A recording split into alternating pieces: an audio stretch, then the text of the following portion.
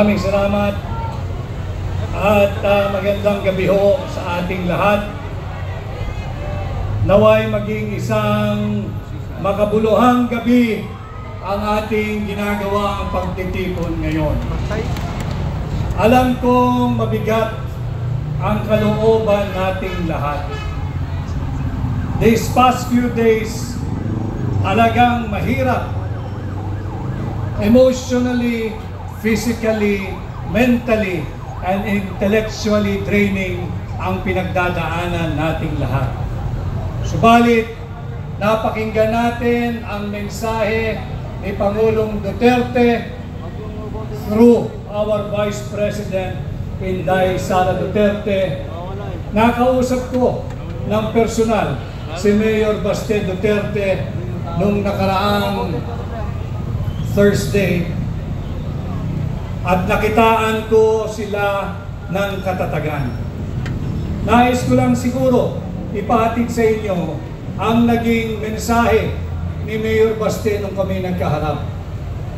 Hindi ngayon ang panahon upang pumatak ang ating mga luha. Ngayon ay panahon upang tayo ay magsama-sama at higit maging matatag. Ngayon ay panahon upang tayo ay magsama-sama at huwag magpapasindak. Alam ko ang nasa kalooban at isipan ninyo.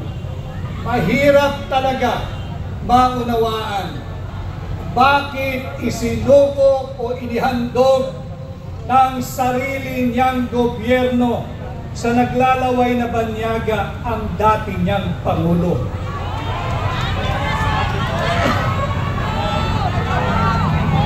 Wala na ba tayong batas na umiiral?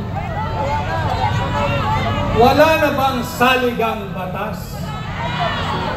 Sarado na ba ang lahat ng antas ng korte sa Pilipinas? Bakit kinakailangan nating ialay si Pangulong Duterte sa korte ng mga naglalaway na banyaga?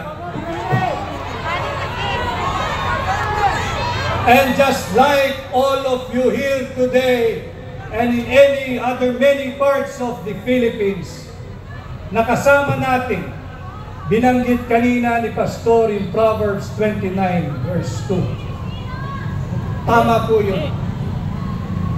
Kung matiwasay ang namumuno at pamunuan, ang kanyang pinamumunuan ay nagdiriwang. Subalit bakit tayo naririto ngayong gabi? Sapagkat nasusulat din yan, pagbaluktot ang namumuno, nagluluksa ang kanyang sinasakupan. And tonight, I am here not as a candidate. Let's forget about it now. I am here like you, bilang Pilipino.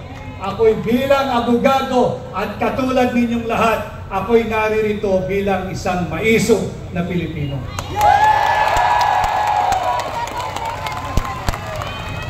I stand with you, with President Duterte.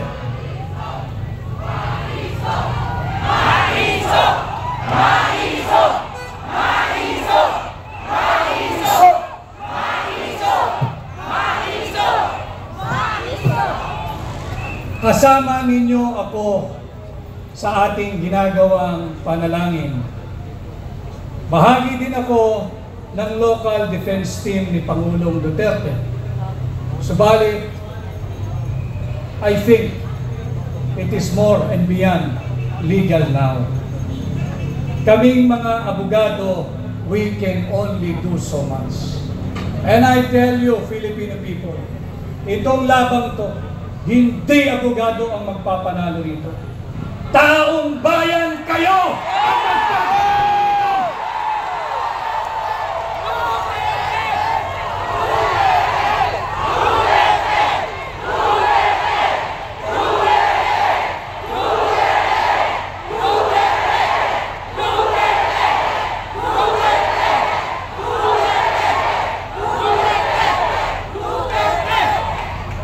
Ipagpatuloy ho natin ang ating ginagawa. Kung ilang araw, linggo o buwan ang darating, itong ginagawa nating payapa at malayang pagsasaad ng ating saloobin. Patuloy tayong magsama-sama, patuloy tayong mag-ingat. At sama-sama natin ipakilala sa buong mundo na sa bahaging ito ng mundo, merong isang Pilipino na kailanman hindi isusuko ang kanyang soberanya, kasarinlan, kalayaan, at kahit nag-iisang Pilipino ay pakilala natin siya sa buong mundo at ang kanyang pangalan ay Rodrigo Roa Duterte!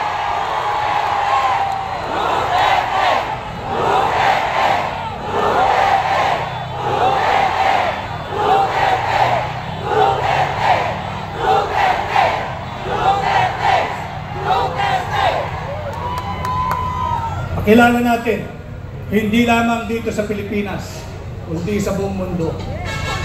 Sa kabila ng kanyang edad, sa kabila ng kanyang kalusugan, buong sigasig niyang tinanggap at sinabi niya, walang mananagot na pulis at sundalo sa aking naging pulisiya. Akin ito. Yan ang malinaw na sinabi ni Pangulong Duterte. At muli, ako ay naririto kaisa ninyo sa pag-aalay ng panalangin. At sana patuloy tayong magkaisa at uulitin ko. Patuloy nating ipakilala sa buong mundo, hindi lamang sa ICC, na dito sa bahaging ito ng mundo, merong isang Pilipino, ang ngalan ay Rodrigo, na hindi isusuko ang kapwa niya Pilipino sa mga naglalaway na banyaga, sa naglalaway na korte. Ang tawag ay ICC. Maraming salamat. Mabuhay po tayo. Mabuhay si Tatay Digong. Let's bring home Tatay Digong!